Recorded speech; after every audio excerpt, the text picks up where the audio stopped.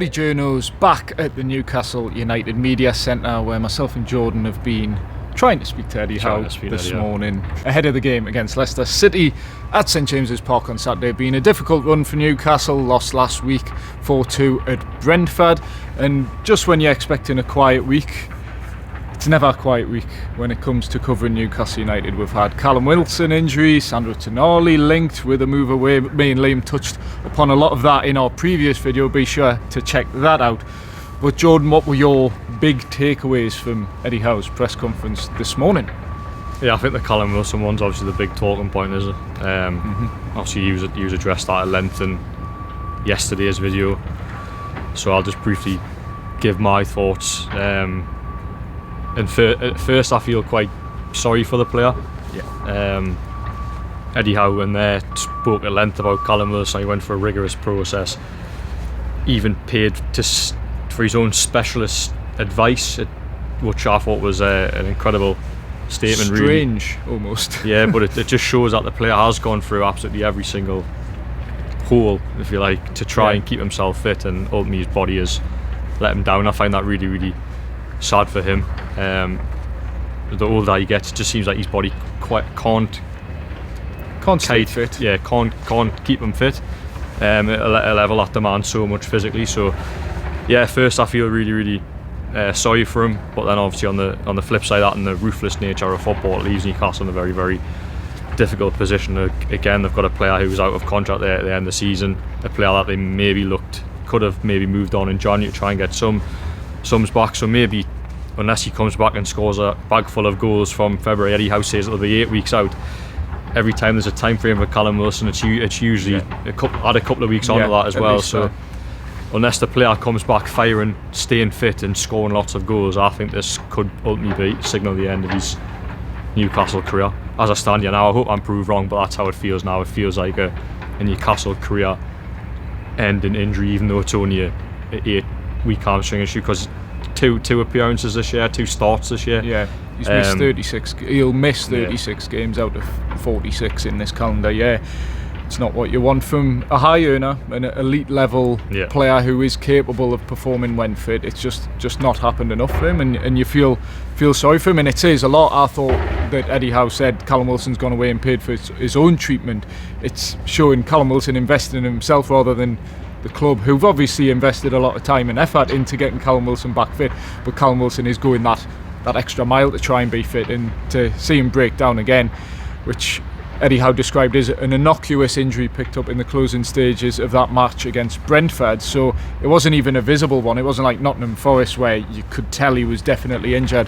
He sort of just walks off the pitch in a bit of discomfort, and then all of a sudden he's out for 8 weeks, which is the last thing Newcastle need when Alexander Isak is just starting to hit a bit of a run of goal scoring form, and after an injury blow himself when Callum Wilson was out as well. So yeah, keeping him fit's going to be important. And then you go to Will Osula, which Eddie Howe actually spoke in a little bit of depth about, implying he has no problem playing Will Osula, although actions speak louder than words, because so far it looks like maybe he has had a lot of doubts over starting Will Osula, because I mean, he hasn't. I can't remember his last appearance, even coming off the bench. It's probably Wimbledon. I think he's more. It was Chelsea was I think it's the most memorable one, but I don't know if he's came off the bench at like 2 minutes, like Crystal Palace or something. But yeah, you mentioned about having no hesitation. Well, he's shown that so far that he probably does. But they're at a point now where they've got a really busy period coming up. They're going to have to play him. There's no excuses. You're going to have to play him. Look after Alexander Isak. Yeah, exactly. But I think Eddie Howe's tack will be to put Anthony Gordon through the middle and use Harvey Barnes on it as a left hand side. And look, they've signed a forward in the summer for £15 million. PSR's tight. Look, it's not a massive amount of money. Okay, I think it's 10 million rising up to 15, whatever. We joked that 15 million may never actually see the light of day because of the performance related bonuses if Eddie Howe continues not to play. Yeah, but you've invested you've got a tight budget, you've invested some of that into a striker. Just, you've got to play him. What was the point of signing him in the first place if you're not going to play him? So for me, he has to play well. That's coming on for the final half an hour in games over the Christmas period. He has to play because there's no one else. And okay, yeah, you can put Gordon there and you can put Harvey Barnes on the left, but I'd be more in favour of seeing more of Will Osula personally. So I expect to see more of him. Whether that'll happen, I don't know. Yeah. Eddie Howe holds the cards to that one, but there'll certainly be, by the sounds of it, no backup or another striker signed in January. Eddie Howe basically went as far as saying, you said this could spell the end of Callum Wilson's Newcastle career. Eddie Howe went as far as saying, without actually saying it, it would be impossible to replace Callum Wilson in terms of quality. But I don't think you need to replace Callum Wilson in terms of quality. You just need to replace Callum Wilson with someone who can play games and has some degree of quality, because Will Osula, Eddie Howe works with Will Osula every day and sees a lot more of him than we ever do. Okay, well, it's easy for us to say, yeah, he should be starting him. Eddie Howe's a much more qualified person to know whether he should be starting games for Newcastle United. So I get the frustration why he's not starting, and I think he probably should, but I trust Eddie Howe to a degree to know what's best for Will Osula and Newcastle United in that regard, although I very much understand the frustration, because you've got a player who you've spent a lot of money on, well, £10 million. It isn't a PSR world. Yeah, exactly. And for a player who has not done it in the Premier League or really the Championship in terms of scoring goals, to then just not play him at all, and it's just a strange transfer so far. Even though at the time, if you had Callum Wilson, Alexander Isak fit, you go, we said it ourselves, perfect third choice striker. But now he's thrust up the pecking order because of Callum Wilson's situation, and it's like, right, why aren't you playing him? But Eddie Howe knows what that player will bring to his side better than most, or better than anyone really. Yeah. No, I think play him, but I do get that sentiment. Eddie Howe sees these players more than us, as you mentioned, and yeah, he's in a much better position to judge these players. But from the outside looking in, realistically, giving them 20 minutes, half an hour, what's the harm in that? And the only way a player can develop as well, and Eddie Howe's always been big in his message, developing and getting better and getting fitter and much sharper, by playing games, and Will Osula and Newcastle shirt hasn't done that. Yeah, that goes for every level. Yeah, of course. I mean, even at the very, very amateur level that we play at, if you get a few games under your belt, Jordan, you're flying. Dunno, you can maybe see that about you. No. Not for me. We missed you though. But yeah, moving on. Do you want to go to your question? Well, address the elephant in the room. It was a total balls up by me. It was a good question with a good answer, and I think you probably alerted Eddie Howe with the way you asked it. The irony of the question, me asking about under pressure, is I felt under pressure asking the question. Yeah. Because I lost my trail of thought within the opening 2 seconds of asking the question. Asked the press officer that came back. And to be fair, I thought that was a really classy gesture, because he did come back and I managed to get the question out second time, but that was a real disappointment. I'm going to go home. Did you feel under pressure? Yeah, I mean, we've critiqued Eddie Howe's performances as a manager the last couple of weeks. I'm going to go home and critique my performance today. That was one of the lowest moments of my short journalism career so far. So yeah, I was. I thought you saved it wonderfully. It was a great U-turn. Yeah, I could just sat there and felt silence. Sorry for yourself. No. Yeah, exactly. You stood up. And you went, Eddie, do you feel under pressure? And Eddie was like, yes, basically. In many different ways. But I mean, he didn't answer the question really. Managers, I think it was an easy answer for Eddie Howe to give, in the fact that managers naturally, particularly managers of Newcastle United, bigger clubs in the Premier League at the top level of the game, will always feel under pressure. There's media, fans, everyone's looking at you and judging you on performances, and well, not performances, results is what Eddie Howe said. You live and die by your results, and 2 wins in 11 is not good enough, and that would have been my follow-up question. But again, the soft cap of 30 minutes has been the villain. I think I would have been taking the mickey a bit had I went for a second question after spending time ballsing up my first one. So I get what you mean. Regular watchers of this channel might have heard my voice this morning, and I cracked under the pressure at Eddie Howe press comments, and for that I'm really disappointed, but I will bounce back and I'll be stronger for it. You bounced back quickly. I was proud of you. Thanks, mate. Where to go next? So yeah, Eddie Howe, do you think he's under pressure in a way that Eddie Howe didn't address? I think if you look at the comments on social media, which isn't always the best place to judge things, it's probably the worst. Yeah, it is. But I think he's under pressure in terms of the eyes of supporters. Whether he's under pressure, whether it was at the top of the football club, that's a totally different question. I don't think he is. He said he's not that needy to seek he did say that. Clarification and support. He knows it's a results business. He knows his future will be dictated by results, which I thought was an interesting quote. He said he not shying away from it. No, he is.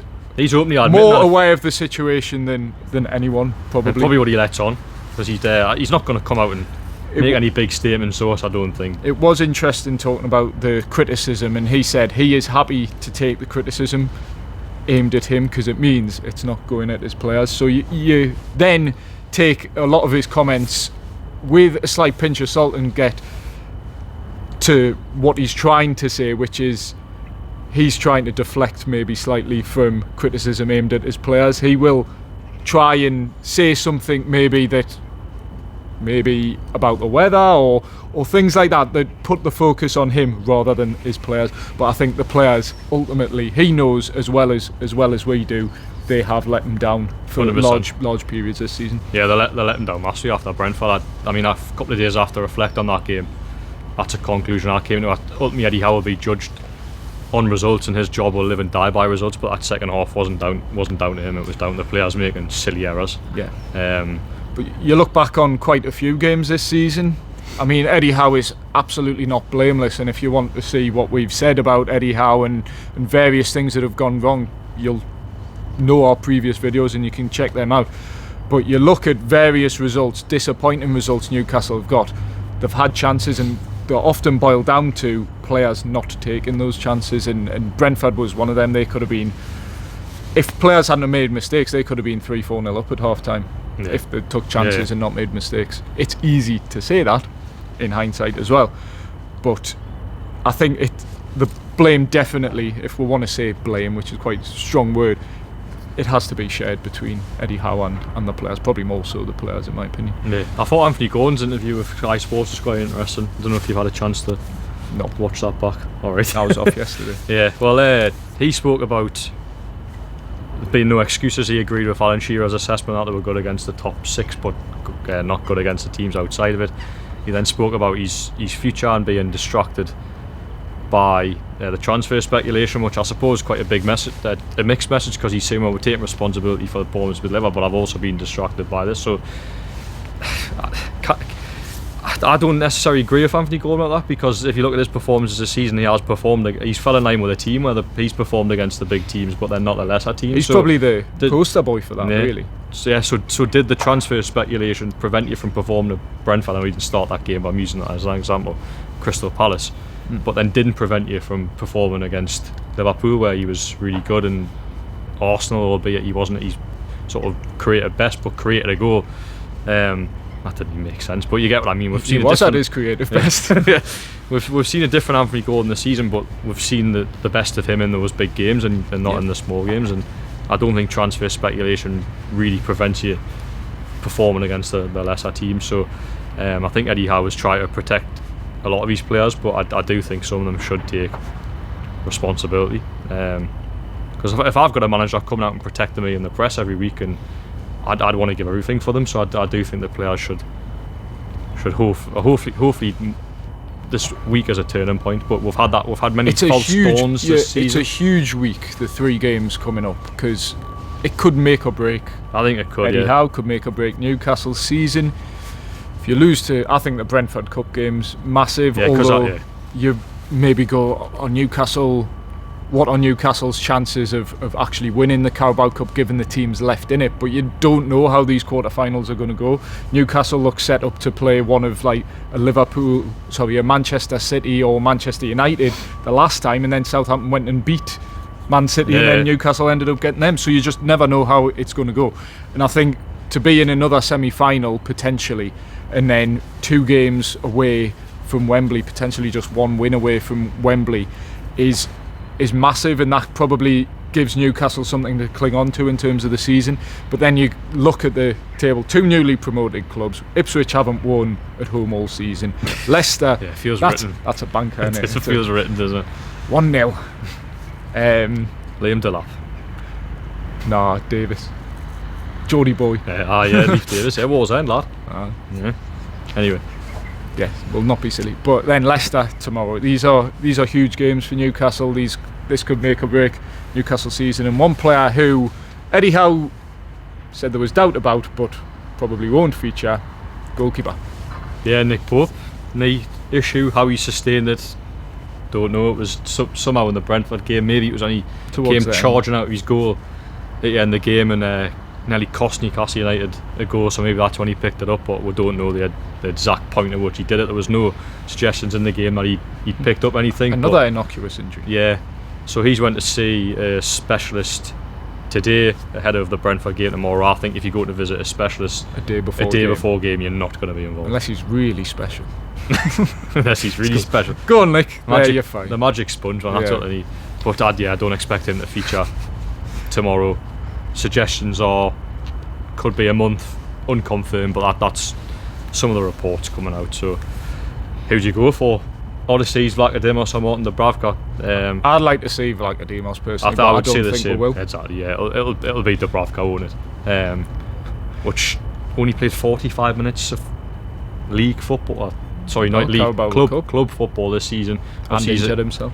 Yeah, and he's featured for Slovakia, but also missed the international adventure with them. I would go with Vlachodimos personally, yeah, because he's a Greek international. Good with his feet. Yeah, he's good. Probably the best distribution goalkeeper at the club. And albeit they didn't want him, but they also paid decent money. Yeah, for definitely decent money as well. So yeah, club record goalkeeper signing. It is. So I would be. I want to see Vlachodimos. But we won't. But we won't. It'll be Dubravka, and I think Dubravka. There's probably quite a few players in this Newcastle team who's maybe sort of the end of their cycle with Newcastle, and it feels like that. Because I think that's no knock on Dubravka. I think he's been an unbelievable servant. Maybe not unbelievable, but certainly in the first 3 or 4 years he's at the club, number one, he was excellent. And I was having conversations with people saying I think he is as good as Shea Given. Well, I think probably the latter stage of his career since that Manchester United move, he sort of like fell out. He's definitely fell out of favour. But overall, I think he's been a really, really good goalkeeper for the club. But it just doesn't feel like the time to bring him in. But obviously that will happen. He will start, but it doesn't feel right. Yeah, I put Martin Dubravka in the similar bracket as like Alan St-Maximin and a fit Callum Wilson as being the players who basically kept Steve Bruce's Newcastle away from relegation and into a sort of lower mid-table team. Even under Rafa when he first, his debut. His debut was incredible there. The Manchester United game. It was like one of the best debuts I've probably seen from a goalkeeper. So there's a lot of good in there. He's been a good player, but I just don't think he's the answer right now. But he's going to be in Nick Pope's absence. Eddie Howe said he's happy with the goalkeeper strength and depth experience, but he's not going to go, I've got 5 goalkeepers now. I'm really unhappy with that situation. So yeah, that sums up the majority of the press conference. Yeah, Joe will look back. Probably hasn't trained, yeah. But sounds like he'll probably be on the bench. So asked about Sandro Tonali as well. Hopes he'll stay. Yeah, it went big on Wednesday night. It was for the Sandro Tonali speculation, and obviously the only thing I would say on that is the Italian media have been trying to get him back to Milan ever since he left. So anything that comes from there, this is transfer rumours as well, because there's a lot of trying to use not an X word, but a lot of crap comes out of Italy in terms of transfer rumours. Me and Liam said that in our video yesterday, to be fair. So so we're all in agreement on that. Look, I think if you looked at the core face of it, is Sandro Tonali happy in Newcastle? I wouldn't be surprised if he wasn't personally. No. Why would you be? And I think on the outside looking in, if you're looking in going, well, he's only started 6 of his 13 Premier League games since his return back. The team's 12th on the table. I think it's very, very easy for an assessment to go just from the outside looking in going, well, he's not happy. But I think the club invests a lot of money in him. They'll want to try and get the best out of him, and that remains a determination for Eddie Howe. I think they've probably seen positive signs over the last few weeks in terms of that number 6 role, but he's still got a little bit way to go until we see the real best of Sandro Tonali, and I hope Eddie Howe can unlock that. Yes, and hopefully he's back in the team tomorrow, especially if Joe Willock's a major doubt for the game. If I think you'll recall Gordon and Tonali, wouldn't you? You've got to. Yeah. You've got to do it, Eddie. How would you line up? Probably just go back to the Liverpool start 11. Although there's been some been some cracking pictures of Kieran Trippier in training this week. So I know. What I may have asked Eddie Howe if it wasn't such a newsy week. Kieran Trippier, 100th appearance for the club against Brentford off the bench. It's been an up and down year for him, more down than up. But great servant to the club, Kieran Trippier, and I mean, who knows what happens with him from here on out, but transformative signing. And on that positive note, so to speak, I'd have him back in the team tomorrow personally. I don't think he will for various reasons. Tino Livramento has sort of cemented his place there, but Jordan will end up there. Take it away with the T's and C's, please. Yep, so you know all about Four of Us Financial Planning, proud sponsors of all long-form Geordie Journos videos, so please do check out them in the description below. And then of course we've got a new sponsor who recently joined us, Mitigate. Mitigate transforms workplace mental health, mitigating legal risks, reducing absenteeism and boosting productivity, delivering up to £9 ROI per £1 invested. Book your free demo today. Brilliantly delivered, Jordan. That's the verbal comeback we needed from you today. It did that. So yeah, we'll wrap up there. As always, please remember to like, comment, share, subscribe, ring the bell for all your Geordie Journos content. We'll be back as ever, joined by Liam Kennedy at St James's Park tomorrow to reflect on Newcastle United's match against Leicester City. You can also catch Liam's live stream. Happens roughly about half an hour after the full-time whistle, where you can get involved in the comments, get some reaction from Liam, and then we'll have a longer form video later on. So yeah, check that out, and we'll see you tomorrow on the Geordie Journos. Cheers.